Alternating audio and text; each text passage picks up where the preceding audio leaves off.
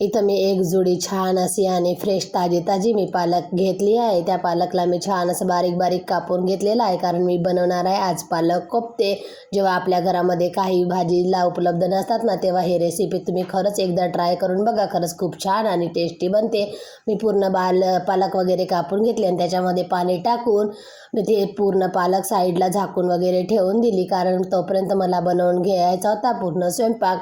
खरंच तुम्ही एकदा तरी ही रेसिपी ट्राय करा, खरंच खूप छान बनते।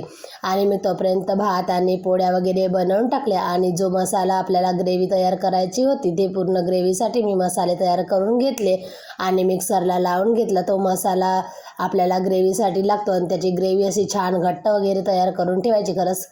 आणि मग ती पालक जे घेतली होती मी, ती पालक काढली आणि त्या पालकमध्ये मी एका बाउलमध्ये ते पालक घेतले आणि धनिया पावडर, जिरा पावडर, काळा मसाला, तिखट, मीठ आणि हळद, तेजपान घेतले। ते तेजपान आपल्याला तडक्यासाठी काम येते। आणि बेसन घेतलं। ते बेसन, पालक आणि सगळे मसाले एकत्र करून त्याचा छान असा थोडं पाणी टाकून त्याचा छान असा डोस तयार करून घेतला आणि त्याला थोडंसं तेल लावून त्याला छान असं चिकवून घेतलं, कारण जेणेकरून ते आपल्या हाताला सुद्धा चिकटणार नाही ना। हाताला सुद्धा थोडंसं तेल लावून घ्यायचं आणि छोटे छोटे असे त्याचे पूर्ण बॉल तयार करून घ्यायचे एका प्लेटामध्ये।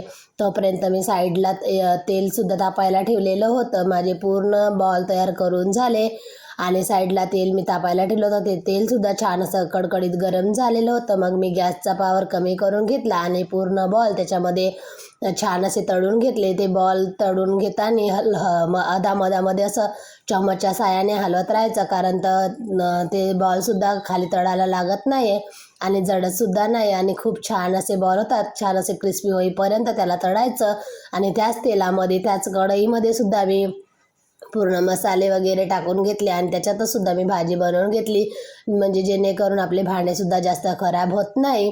मग मी त्याच तेलामध्ये पूर्ण मसाला वगैरे शिजवून घेतला आणि तिखट मीठ टाकून थोडंसं पाणी टाकून ते ग्रेव्हीसुद्धा छान अशी शिजवून घेतली आणि ग्रेव्हीला सुद्धा असं छान पाण्यामध्ये मिक्स करून घ्यायचं की त्याला असं छान तेल वगैरे सुटतं आणि खरंच खूप पाहायला सुंदर वाटतं। जेवढं आपल्याला आवश्यक आहे तेवढं पाणी अगोदरच सोडून घ्यायचं आणि त्याच्यामध्ये छोटे छोटे बॉल टाकून घ्यायचे आणि कमी आचेवर शिजू द्यायचं। हे बॉलसुद्धा ते पूर्ण ग्रेव्ही पिऊन घेतात आणि छान असे बनतात ना। खरंच खूप सुंदर अशी भाजी बनते। हे आमच्या घरातली सगळ्यांची फेवरेट भाजी आहे, म्हणून ही भाजी तयार झालीच होती। मग कोणाला सबर झालेलं नव्हतं। मग सगळ्यांनी मिळून आम्ही छान असं जेवण केलं ना। खरंच खूप छान आणि टेस्टीसुद्धा भाजी होती। तुम्ही सुद्धा एकदा ट्राय करून बघा आणि मला कमेंटमध्ये सांगा की खरोखरच ही भाजी कशी झाली। चला भेटू उद्या, बाय।